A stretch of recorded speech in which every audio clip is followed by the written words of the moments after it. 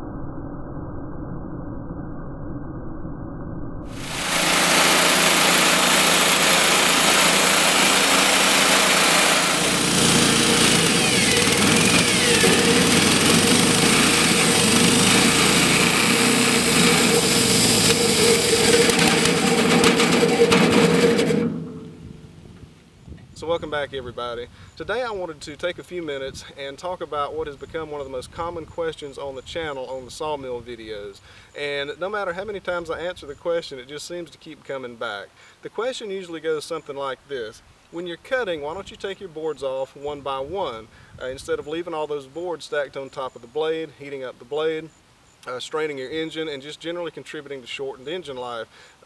Isn't that detrimental to your machine? And I actually think that's a pretty good question. It's a fairly observant question, especially for somebody who may not have experience around mills. But I get this question so often, I thought that it warranted its own video. So today we're going to get up close and personal with this machine, and I'm going to try my best to prove to you why it doesn't matter that you keep your board stacked on top of the blade. So let's first start off by checking out this blade. This is a Wood-Mizer brand double hard blade that's been sent back and resharpened through Wood-Mizer's Resharp program, so we can be pretty confident that it's been properly sharpened and reset. According to the packing slip that was sent with it, the blade is 144 inches long, 1.25 inches wide, the teeth are set at a 10-degree angle, and the blade itself is 0.042 of an inch thick. Now that 0.042 doesn't mean a whole lot to me, but the closest fraction I could find for that is 3/64. So it's just a shade under a 1/16 of an inch thick.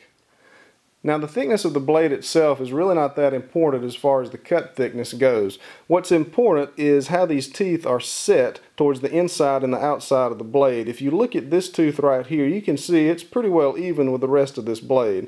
However, this tooth is pushed towards the outside of the blade very slightly, while this tooth is pushed towards the inside of the blade very slightly. That's what determines the kerf, or the thickness of the cut. So this is where the machine made its fairly dramatic stop earlier. If we look very closely at this, we can see that there's a little bit of blank space between the blade and this board.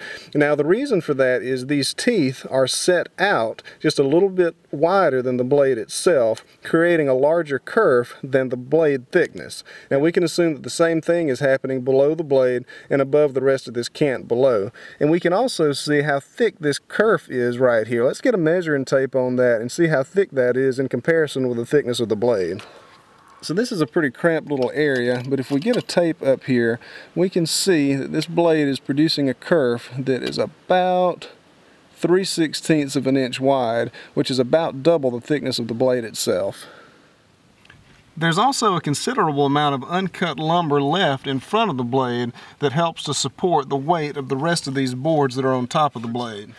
Because the weight of all these boards is supported by the uncut lumber in front of the blade, the kerf doesn't actually start closing up until a good distance behind the blade.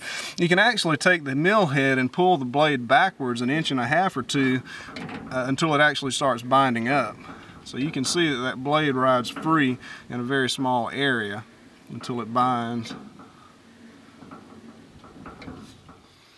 So let's go ahead and finish this cut out and see what happens to the blade when the teeth go through the end of the cut, but the body of the blade is still stuck in there.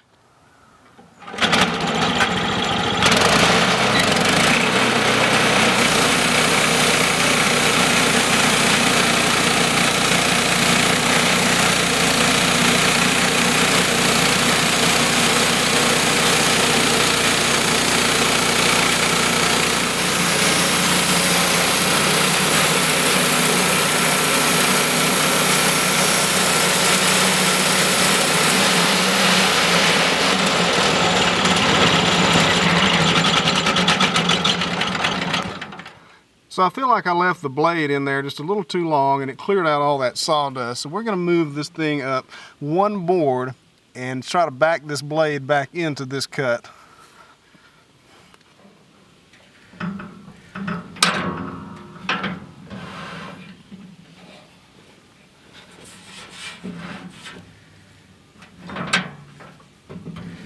There we go. So even though there's not any more uncut lumber in front of the blade supporting the weight of the boards, there's plenty of sawdust in that kerf that helps take the pressure off between the boards. So guys, that's all I've got for this video. I certainly hope you enjoyed it. I hope this helps you understand how these blades go through these logs and why there's no extra pressure on that blade even though you see several boards stacked on top of it. Now there's really not a right or wrong way to do it. You can take boards off one by one if you want to, or you can let them stack up. You're really not doing anything detrimental to your machine either way. But hit the like button if you haven't already, and leave a comment telling me what you think about it. I apologize if there's a wind noise in the camera. It's been fairly windy today, but I did put some new windproofing on the camera just in case. But besides that, that's all I've got, and I certainly hope you enjoyed it, and I will see y'all next time.